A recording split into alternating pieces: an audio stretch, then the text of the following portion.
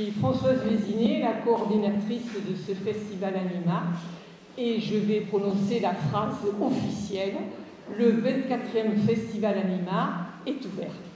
C'est une grande joie pour moi de vous accueillir pour cette première soirée, qui est la première d'une série de 8 soirées qui vont, sur les 3 prochains week-ends, nous amener vers des univers sonores très variés et nous conduire à partager le thème de la fraternité au travers de la découverte de musique sacrée venant de l'Occident, de l'Orient, de l'Afrique du Sud, de l'Afrique de l'Ouest, de l'Amérique du Sud. Nous avons voulu un festival excessivement ouvert pour montrer que les expressions spirituelles peuvent prendre des formes très diverses, mais que nous sommes toujours tendus vers le même objectif, la fraternité et la rencontre entre les hommes et les femmes de cette terre. Je ne vais pas être plus longue, vous avez le programme complet du festival sur un flyer qu'on vous donnera si vous ne l'avez pas encore, et nous espérons peut-être vous revoir les uns ou les autres lors d'une autre soirée de ce festival au cours de ce mois de novembre. Et sans plus tarder, je vais céder la parole à Claudia, qui a la gentillesse de nous accueillir dans ces lieux. Claudia. Merci Françoise. Oui, merci d'être venue. Bonsoir à tous et à toutes. Et c'est dans la joie et la grande honneur de pouvoir vous tous accueillir au nom de la Margelle, qui est un secteur de l'Église protestante unie de Montpellier et alentour. Et là, vous êtes à la Margelle, qui est un lieu qui se veut justement un lieu de rencontre et de dialogue. Nous vivons, comme vous avez peut-être vu en arrivant, entre mosquée, église catholique, les protestants au milieu, sur le parking devant nous, la place pour se croiser dans le quotidien. On vit ici la fraternité dans le quotidien, dans les rencontres, dans le dialogue, dans le moment où on se croise et dans les moments comme ce soir où on vient ensemble profiter d'un moment de fraternité ensemble. C'est dans cette joie et au nom de toute la communauté que j'ai la joie de vous accueillir. Merci d'être venus et je vous souhaite une très bonne soirée.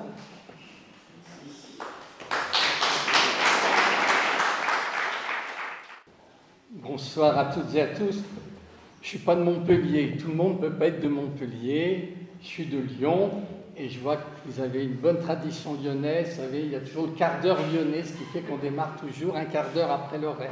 C'est exactement ce qui vient de se passer. Je suis le père Vincent Feroldi et si je suis là, c'est parce que dans une autre vie, il y a quelques années, j'étais en responsabilité au niveau de l'Église catholique en France des relations islamo-chrétiennes et ça m'a amené à être acteur, par moments servir de pont, dans le dialogue interreligieux, non seulement en région, en France, mais aussi dans l'international. Et c'est vrai que quand j'entends le mot fraternité, vient à moi ce souvenir, c'était à Abu Dhabi, c'était le 4 février 2019, il y avait des représentants des différentes traditions du monde entier et c'est ce jour-là que le pape François et le grand imam d'El-Azhar au Caire ont signé un document sur la fraternité et la coexistence commune. Alors c'est un peu à cause de cet engagement que toute l'équipe du festival Anima m'a demandé d'être présent et d'être celui qui assure un petit peu le lien entre les différentes séquences de notre lecture fraternelle et musicale. Vous voyez, à ma droite, il y a Anima. Et quand il y a le mot Anima, on peut penser au spirituel, à l'âme. Et à ce moment-là, tout de suite, moi, dans mon esprit, on s'élève. Mais non, il faut qu'on soit bien enraciné. Et on est d'autant plus enraciné qu'il a fallu arriver jusque dans ce quartier pour arriver jusqu'à la Margelle. Et puis on est dans un lieu bien typé. Et merci à Claudia de nous accueillir. Et on voit, voilà, quel est l'espace. Et voyez, cette belle table, c'est beaucoup plus qu'une table. C'est une table où est partagée quand il y a le culte protestant. Donc c'est aussi un objet qui est au cœur de cet espace. Et puis en même temps, vous voyez, on a derrière moi une chronologie qui nous inscrit dans non seulement l'histoire, mais dans la longue durée. Nous partons de la Torah pour aller jusqu'à la colombe de la paix, en passant par la Bible et le Coran. Mais en même temps, on est au cœur d'un espace vivant, puisque vous voyez qu'entre, il y a les panneaux qui sont ceux du lieu qui nous accueille, d'une église.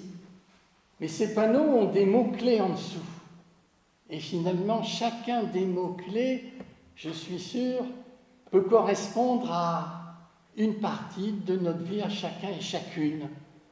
Il est question de famille, il est question de corps bien articulé, qu'on est tous dans une santé aussi bonne que possible. Si on est là, c'est qu'on souhaite être dans une communauté de partage. Mais en même temps, cette communauté de partage, elle est à construire. Et je peux vous dire que je suis témoin que notre soirée, elle s'est construite, elle se construit, il y a toujours de l'inattendu. Oui, le chant qui nous amène à être ensemble, il n'empêche que voilà, on est invité ce soir à nous mettre à l'écoute de ceux et celles qui, depuis des siècles et des siècles, ont cherché le sens de la vie, ont cherché à savoir aussi pourquoi l'homme était là, sur cet espace-terre, au cœur de cet univers. Et puis en même temps de s'interroger, mais d'où vient l'homme? Où va-t-il? Et finalement, comment est-il arrivé? Qui l'a créé? Et dans cette longue quête depuis des siècles et des siècles, les hommes, nos ancêtres, ont donné des réponses. Il y a quelques semaines, j'étais du côté de l'Ardèche, là où il y a eu des graves inondations, j'étais à la grotte Chauvet. Et à la grotte Chauvet, je suis remonté à moins 36 000 années avant Jésus-Christ.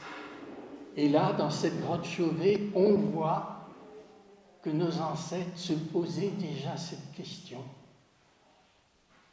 Chercher, voilà, qu'est-ce qui peut habiter nos esprits? Qu'est-ce qui va donner sens à nos vies? Alors, nous allons avoir la chance maintenant de, petit à petit, de nous mettre à l'écoute de ce que des croyants, des chercheurs, des hommes, des femmes, des spirituels, voire même des chefs militaires, ont pu apporter comme réponse à cette question du sens de l'homme, de sa vie, du sens de la fraternité, du vivre ensemble. Et c'est cela que nous allons pouvoir maintenant peu à peu découvrir. Et le mieux, c'est... Linda est-elle arrivée?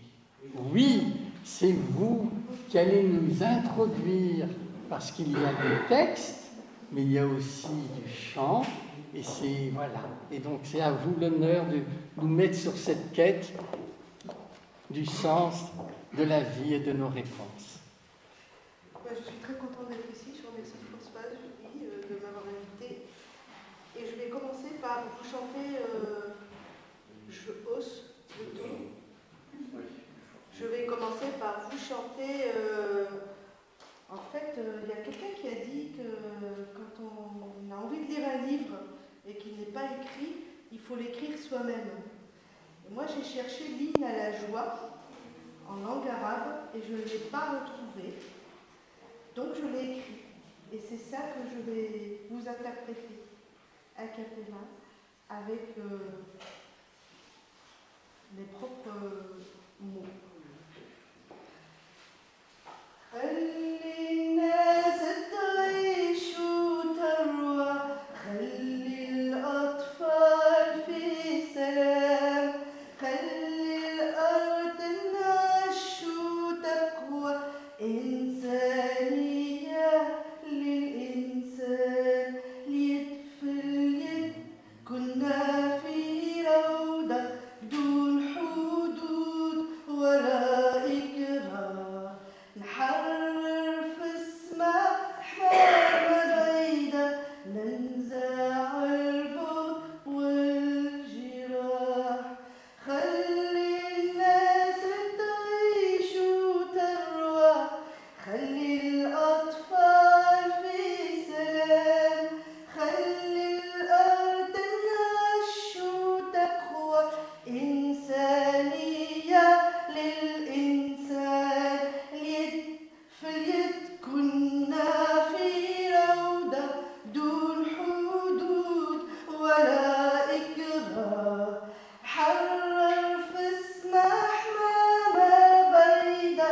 ننزع البؤس والجراح خلي الإنسان حر كي لهوة خلي الأطفال في سلام خلي الحرية لا تفنى بعطرها في كل مكان نحافظ على بعضنا البعض لا نكرر حرب وقتال خلي الأرض النعش وتروى إنسانية للإنسان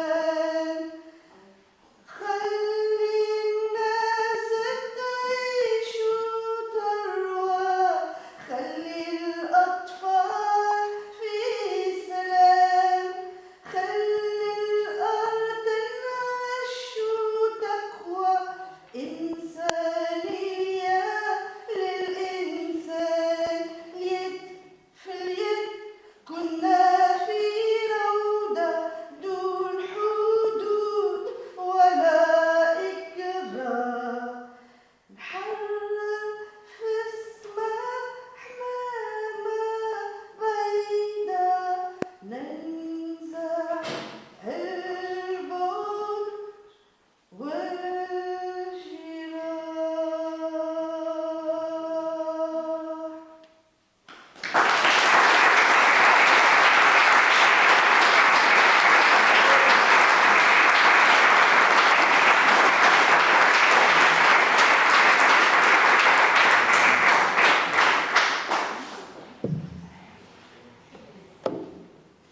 Il y a la tradition chantée, il y a la tradition orale, mais heureusement, pour être sûr que cette tradition perdure, certains ont fini par mettre par écrit, et ça peut nous arriver jusqu'à nous.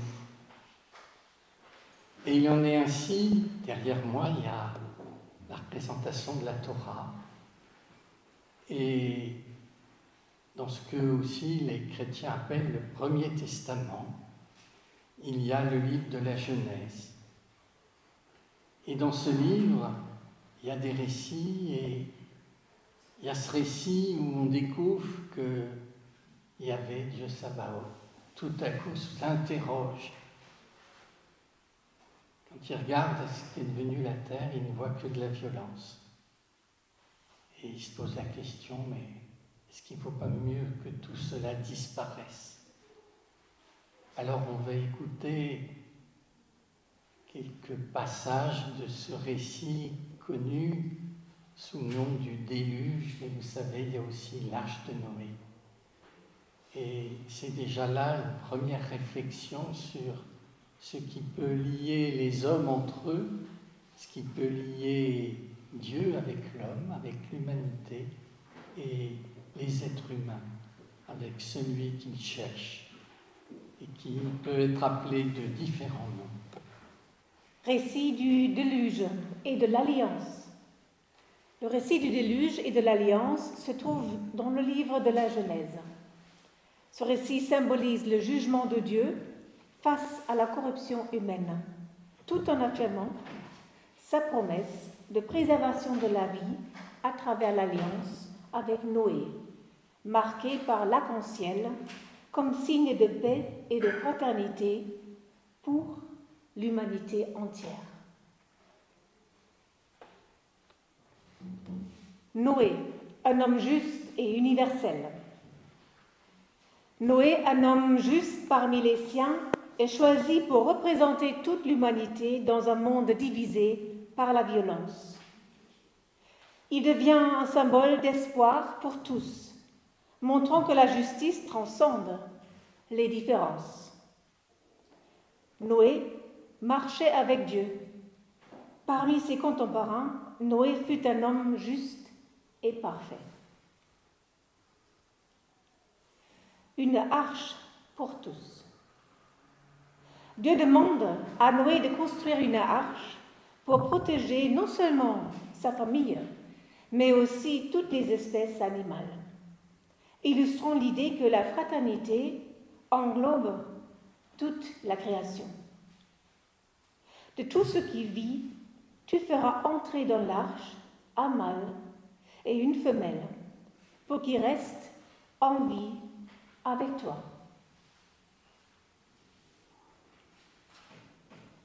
L'arche, symbole de solidarité.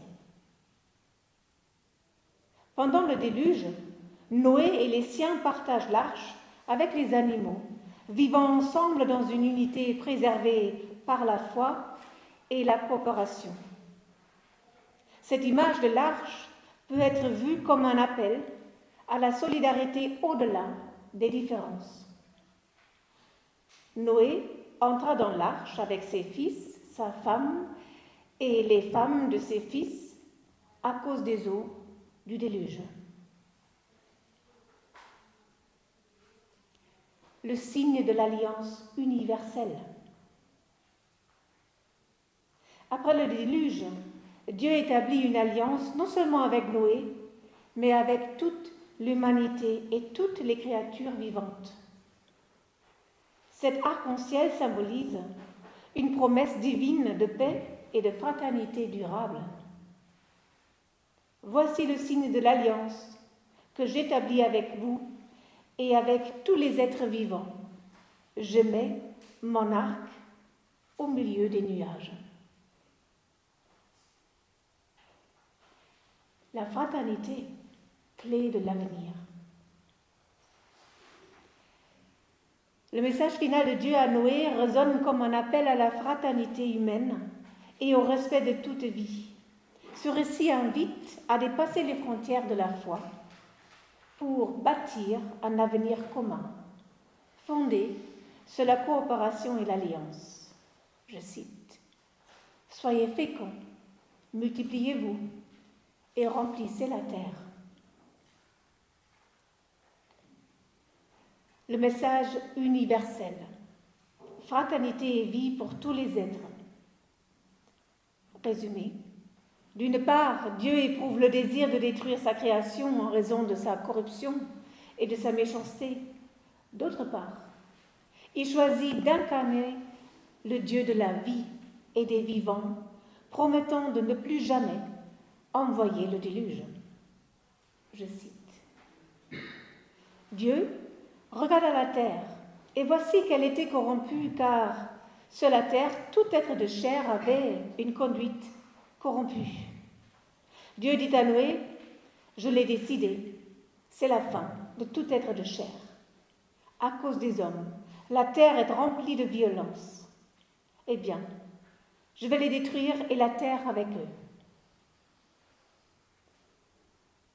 Le Seigneur respira l'agréable odeur et il se dit en lui-même, « Jamais plus je ne maudirai le sol à cause de l'homme. Le cœur de l'homme est enclin au mal dès sa jeunesse, mais jamais plus je ne frapperai tous les vivants comme je l'ai fait. Tant que la terre durera, semailles et moissons, froideur et chaleur, été et hiver, jour et nuit, jamais ne cesseront. » Est-ce que Linda peut maintenant interpréter quelque chose?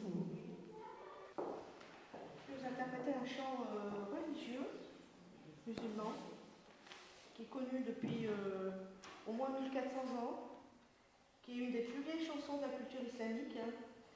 C'est le chant que les habitants de la Médine ont chanté pour souhaiter la bienvenue au prophète Mohammed, alayhi salatu wassalam, pour lui souhaiter la bienvenue après avoir quitté la Mecque.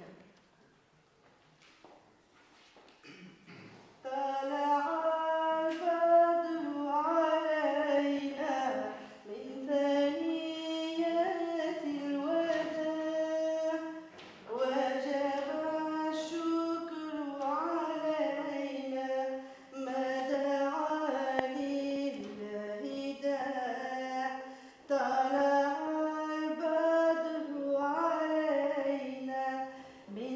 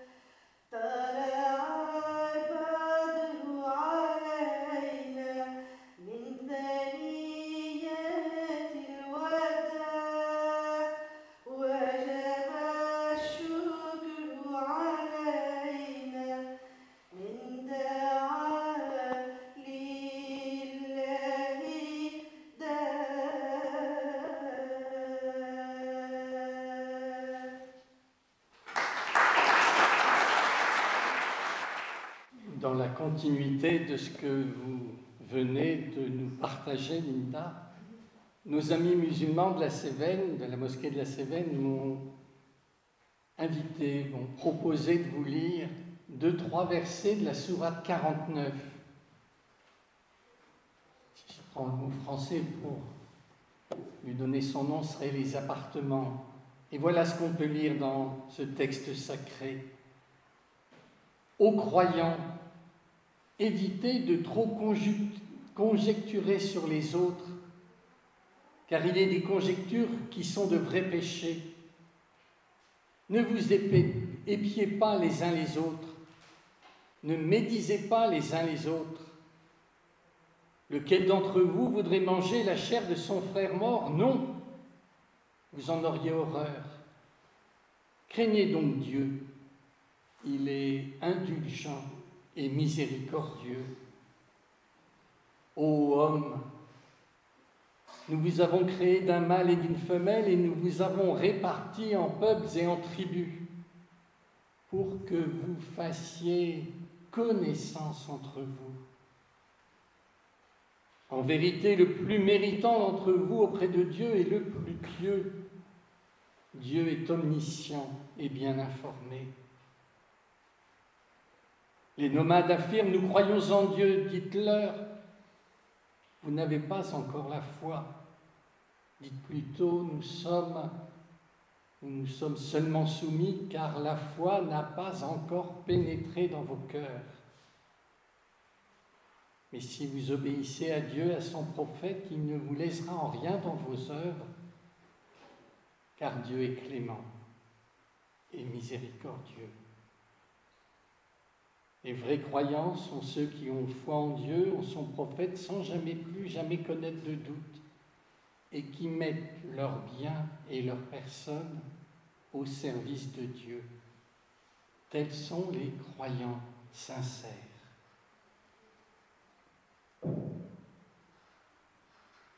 Mais qu'il est difficile d'être un croyant sincère, quelle que soit notre tradition religieuse. Et il est intéressant de regarder le parcours d'un ou d'une croyante, mais sur toute sa vie. Car à tel ou tel moment de sa vie, il sera peut-être le plus pieux, mais à d'autres moments, pour différentes raisons, il prendra des chemins déviés et il pourra devenir un violent et à un autre moment un doux. Alors le texte que Alex maintenant va dans quelques instants nous lire nous parle, d'un homme du 19e siècle. Tout à l'heure, j'ai dit qu'il était chef de guerre, mais en même temps, c'est un homme très pieux, mais pas nécessairement au même moment de sa vie. Il a combattu en Algérie les Français et pourtant, par la suite, il a pris défense pour eux alors qu'il était du côté de la Syrie. Et entre-temps, il a connu la prison à cause de l'État français. Oui, c'est Émile dont on va entendre maintenant un des textes. Eh bien, quelqu'un qui, tout au long de sa vie, a cherché comment être un homme pieux, mais en même temps un homme juste, comment permettre aussi qu'une fraternité se construise, car elle n'est jamais acquise, elle est toujours cherchée. L'émir Abdelkader, 1808 à 1883, puis en chef militaire, homme d'État et intellectuel algérien, connu pour sa résistance contre la colonisation française en Algérie au XIXe siècle. Fils d'un chef religieux, il devine une figure clé de la lutte pour l'indépendance de son peuple. Capturé en 1847, il fut emprisonné en France, puis libéré en 1852. En exil, notamment à Damas, il se consacra à la philosophie, aux sophismes et au dialogue interreligieux. devenant un symbole de tolérance et de paix. Je vous lis maintenant en lettres de l'émir Abdelkader. Louange à Dieu seul, à sa grandeur, le très estimé Louis-Antoine Octave Pavie, évêque d'Alger. Je demande au Dieu très haut pour votre grandeur, la lumière par laquelle on peut discerner les choses et distinguer par leur cause ce qui est préjudiciable de ce qui est avantageux. Votre lettre éloquente et votre brillant message me sont bien parvenus. Ce que nous avons fait de bien avec les chrétiens, nous nous devions de le faire par fidélité à la foi musulmane et pour respecter les droits de l'humanité. Car toutes les créatures sont la famille de Dieu et les plus aimés de Dieu sont ceux qui sont les plus utiles de sa famille. Toutes les religions apportées par les prophètes depuis Adam jusqu'à Mohammed reposent sur deux principes: l'exaltation du Dieu très haut et la compassion pour ses créatures.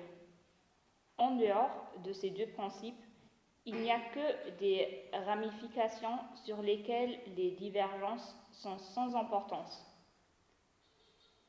Et la loi de Mohammed est, parmi toutes ces doctrines, celle qui montre le plus d'attachement et donne le plus d'importance au respect de la compassion et de la miséricorde, et à tout ce qui assure la cohésion sociale et nous préserve de la dissension. Mais ceux qui appartiennent à la religion de Mohammed l'ont dévoyée. C'est pourquoi Dieu les a égarés. Les récompenses a été de même nature que la faute, la récompense. Je vous remercie pour vos prières à notre intention et votre bienveillance à mon égard, avec mes salutations. Au milieu du mois de Muharram 1279, 10 ou 11 juillet 1862, Abdelkader.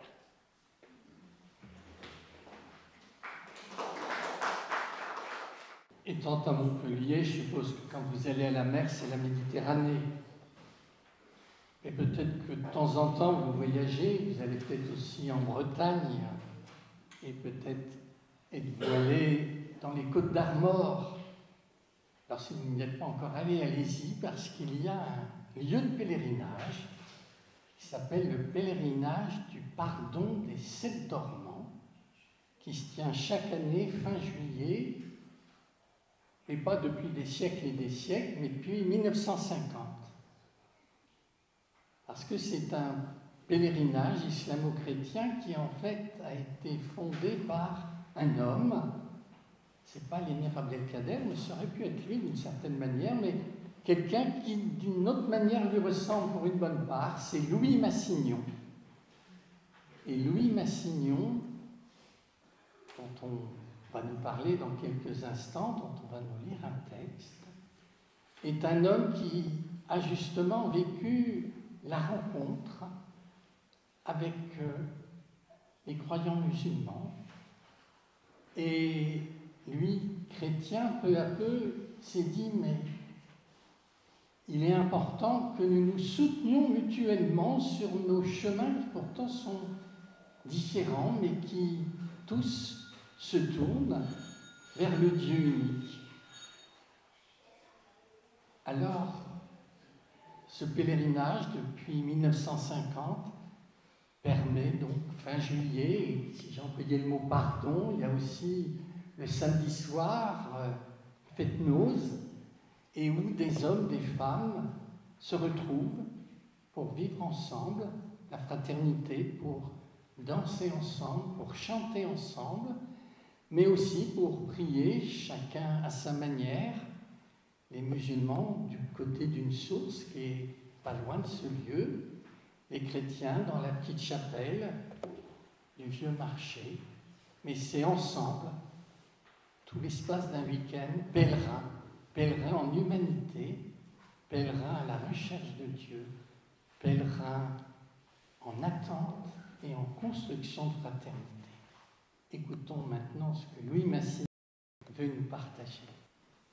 Louis Massignon était donc un orientaliste, islamologue et mystique chrétien français, dont les travaux ont profondément marqué le dialogue interreligieux, notamment entre l'islam et le christianisme, et ont marqué son histoire.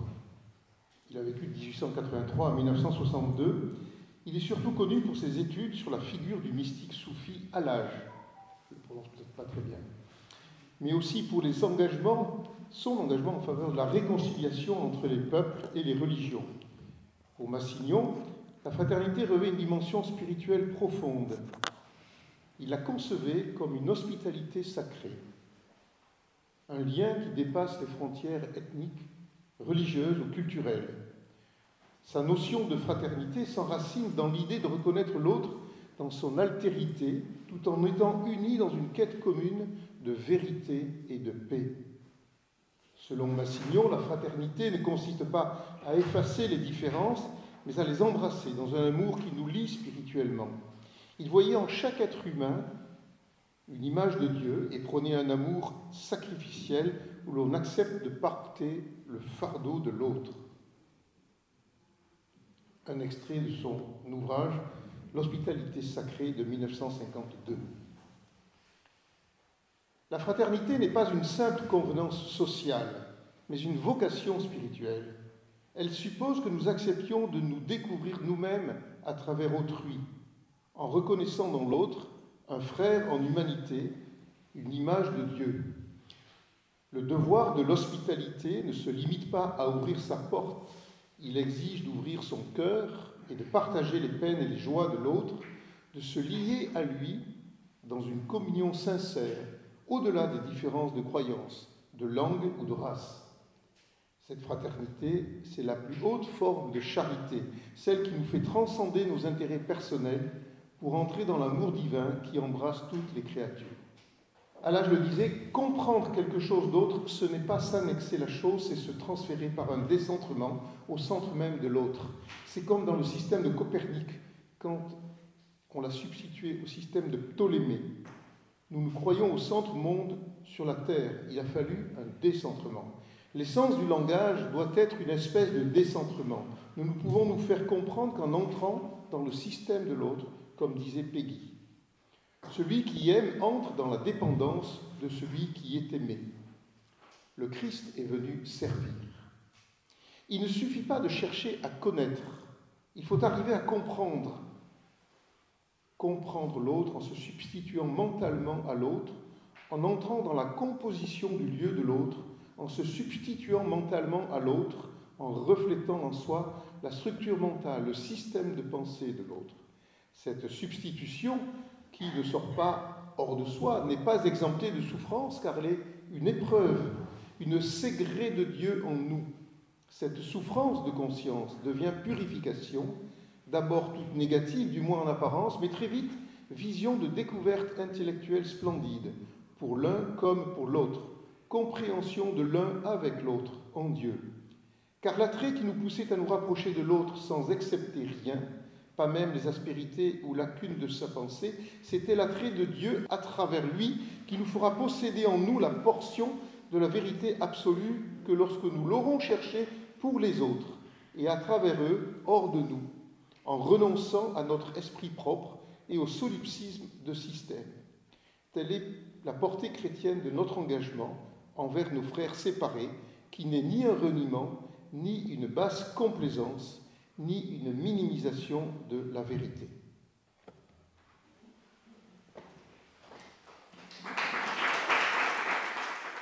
Louis Massignon, professeur au Collège de France et en même temps grand mystique. Et avec d'autres personnes, il a créé un groupe qui s'appelle la Baladia. Et c'était en fait un groupe spirituel de chrétiens qui, justement, priaient pour leurs frères et sœurs musulmans, pour qu'ils puissent vivre pleinement et de manière très intense, finalement, leur foi en ce Dieu unique et miséricordieux, et qu'il puisse y avoir justement cette rencontre entre les croyants. Et peut-être vous ne le savez pas, mais il était ami de Paul VI, et Paul VI est rentré dans ce groupe spirituel. Et c'était un point qui les liait dans leur prière personnelle, là où ils étaient en responsabilité. Alors avant de continuer notre parcours, on va demander à Linda de nous faire encore voyager par le chant à travers justement les époques, les croyances et tout ce qui peut nous aider peu à peu à avancer dans cette construction, tout en sachant que oui, notre monde est aussi marqué par la violence, un monde fracturé, un monde qui est dans le doute, mais comme nous le disait le Dieu de l'Alliance, il est le Dieu de la vie et il veut que nous soyons des vivants. Merci. Et pour rester dans la vie, j'avais préparé une autre chanson, et finalement j'ai choisi de vous chanter une chanson qui est une ode à la musique et au chant, parce que je pense que la musique peut transcender toutes les religions et peut tout transcender. Et c'est une chanson de la grande cantatrice libanaise Fayrouz. Et c'est une chanson dont le sujet est l'universalité de la musique et du chant.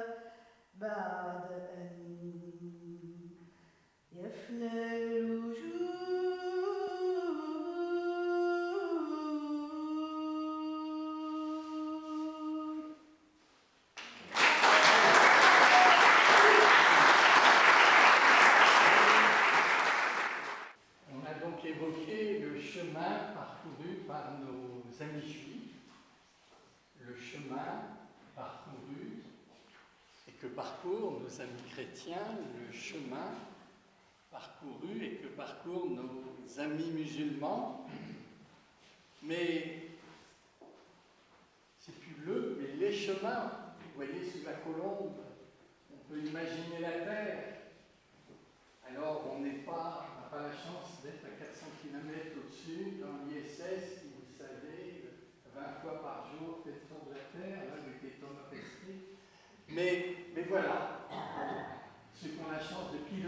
avions, ils voient la Terre et de haut, et on porte un autre regard. Alors, parmi ceux qui ont survolé la Terre, il y a un écrivain qui nous a partagé un des livres qui est le plus vendu au monde, traduit dans toutes les langues, mais qui, à sa façon, nous invite, nous aussi, lecteurs ou ceux qui se laissent porter par la poésie de son texte, à aller justement sur cette terre pour essayer de nous apprivoiser les uns les autres pour pouvoir avancer dans la construction de ce monde fraternel. Alors on va écouter Le Petit Prince. Le Petit Prince par Antoine de Saint-Exupéry. Antoine de Saint-Exupéry, né en 1900 et décédé en 1944, était un écrivain et un aviateur français célèbre pour son œuvre littéraire et ses exploits dans l'aviation. Il est surtout connu pour son roman Le Petit Prince, publié en 1943, une fable poétique et philosophique sur l'amitié, l'amour et l'essentiel invisible aux yeux. Avant cela, il écrivit des récits inspirés de sa carrière de pilote, comme Vol de nuit, publié en 1931, et Terre des hommes, publié en 1939, explorant des thèmes tels que le courage, la solidarité et la responsabilité. Mort en mission lors de la Seconde Guerre mondiale, Saint-Exupéry reste une figure emblématique de l'humanisme et de la littérature française. C'est alors qu'apparut le renard. « Bonjour, dit le renard. »« Bonjour, répondit poliment le Petit Prince, qui se retourna, mais ne vit rien. « Je suis là, dit la voix, sous le pommier. »« Qui es-tu » dit le Petit Prince. « Tu es bien joli. »« Je suis un renard, dit le renard. »« Viens jouer avec moi, lui proposa le Petit Prince. Je suis tellement triste. »« Je ne puis pas jouer avec toi, dit le renard. Je ne suis pas apprivoisé. »« Ah, pardon, fit le Petit Prince. Mais après réflexion, il ajouta. Qu'est-ce que signifie apprivoiser ? C'est une chose trop oubliée, dit le renard. Cela signifie créer des liens. Créer des liens ? Bien sûr, dit le renard. Tu n'es encore pour moi qu'un petit garçon tout semblable à 100 000 autres petits garçons, et je n'ai pas besoin de toi. Et tu n'as pas besoin de moi non plus. Je ne suis pour toi qu'un renard semblable à 100 000 autres renards. Mais si tu m'apprivoises, nous aurons besoin l'un de l'autre. Tu seras pour moi unique au monde, et je serai pour toi unique au monde.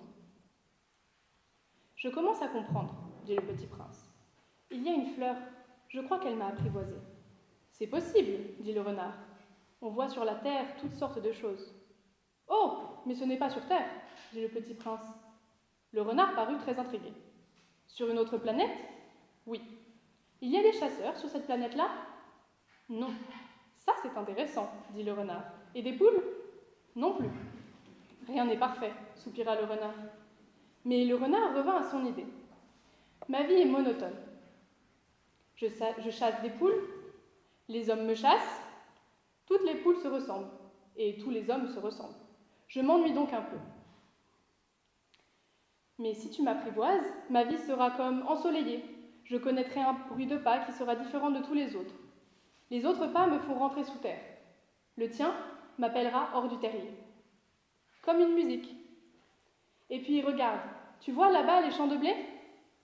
Je ne mange pas de pain. Le blé pour moi est inutile. Les champs de blé ne me rappellent rien. Et ça, c'est triste. Mais tu as les cheveux couleur d'or. Alors ce sera merveilleux quand tu m'auras apprivoisé. Le blé, qui est doré, me fera souvenir de toi. Et j'aimerais donc le bruit du vent dans le blé. Le renard se tut et regarda longtemps le Petit Prince. « S'il te plaît, apprivoise-moi, dit-il. « Je veux bien, répondit le Petit Prince, mais je n'ai pas beaucoup de temps. J'ai des amis à découvrir et beaucoup de choses à connaître. »« On ne connaît que les choses que l'on apprivoise, dit le renard. Les hommes n'ont plus de temps de rien connaître. Ils achètent des choses toutes faites chez les marchands, mais comme il n'existe point de marchands d'amis, les hommes n'ont plus d'amis. Si tu veux un ami, apprivoise-moi. »« Que faut-il faire ? dit le Petit Prince. »« Il faut être très patient, répondit le renard. Tu t'assoiras dans l'herbe, d'abord un peu plus loin de moi, comme ça. Je te regarderai du coin de l'œil. Et tu ne diras rien. Le langage est source de malentendus. Mais chaque jour, tu pourras t'asseoir un peu plus près.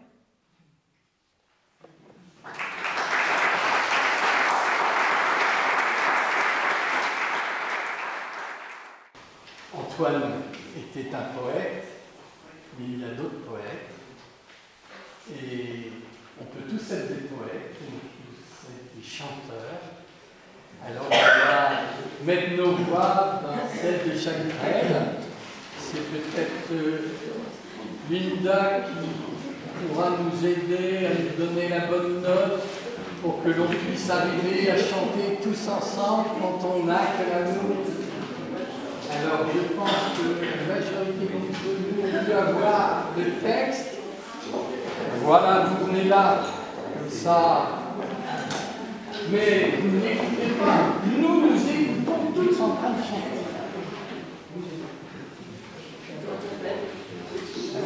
1, 2, 3.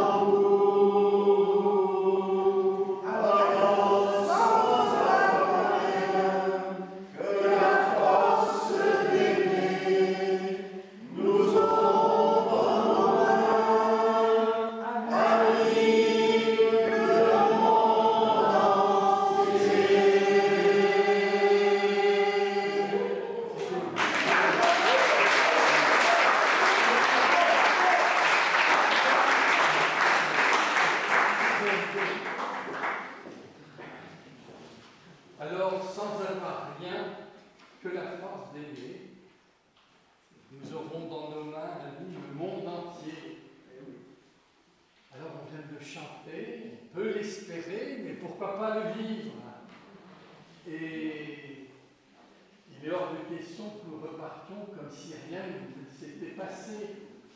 Et vous savez que pour construire, il faut chaque matin se travaille sur le métier. Et puis de peu, si on est jardinier, vous savez, il faut prendre le temps de bêcher, le temps d'éclaircir, le temps d'arroser. Alors, est-ce que Julie pourrait venir? Ah, voilà, venez là. Parce que on va quand même confier à quelques personnes le soin de rappeler à sa communauté qu'on compte sur nos frères et sœurs juifs pour que chaque matin ils prennent soin de l'olivier. Et vous savez, un olivier, ça peut être plus que centenaire. Donc, ce n'est pas qu'une question d'un jour, d'une semaine, d'un mois, ou d'une année, ou d'une décennie. Alors, voilà. Merci.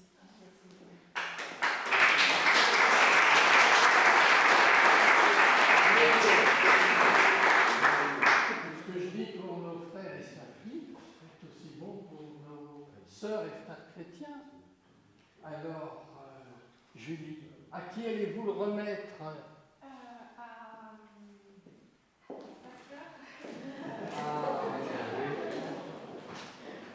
Et vous voyez que là, c'est proche de communisme.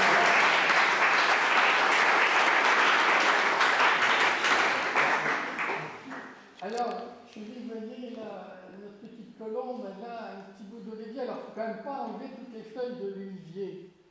Alors, cette soirée a été aussi préparée avec les jeunes et avec une représentante, des jeunes qui se retrouvent dans des lieux éducatifs, dans des lycées. Alors, il serait bon aussi de leur transmettre un olivier pour leur dire qu'on compte sur la jeunesse. Et donc, je vous laisse le soin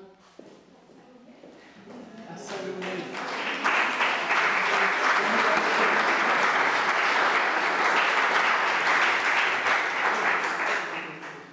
Et puis, Julie, comme c'est vous qui avez été très en lien avec nos amis musulmans de la mosquée des Cévennes, et bon, ils n'ont pas pu être parmi nous ce soir, alors je vous charge de leur transmettre à cet olivier, de leur rappeler tout le sens, et puis grâce, on va l'appeler à notre technicien vidéo, ils auront la traduction aussi dans l'image.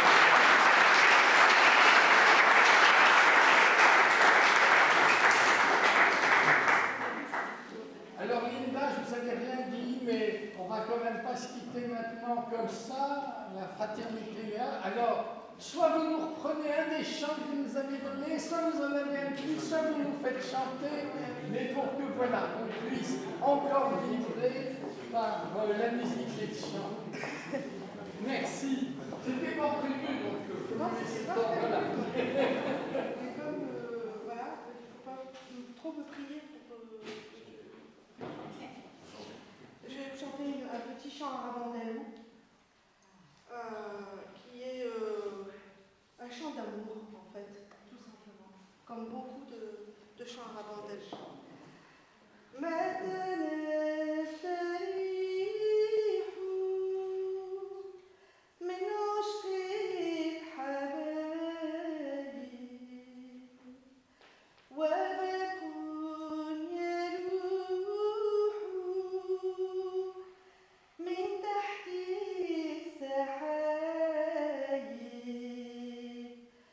وشب مريح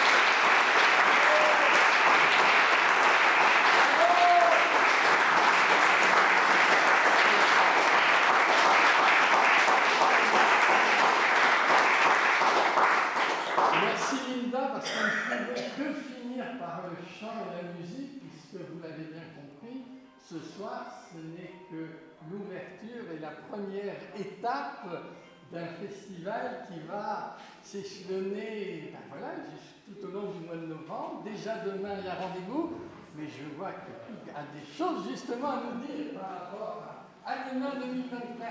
Voilà, un grand merci à l'équipe organisatrice du festival.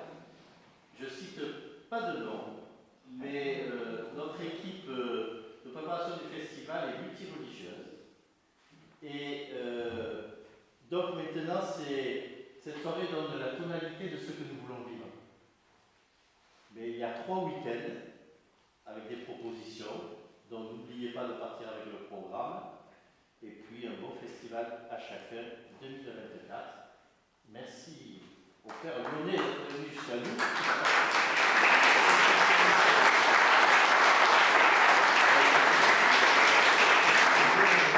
Merci de votre présence et merci de communiquer autour de vous les dates et les beaux spectacles qui nous attendent ce mois de novembre. Merci à chacun.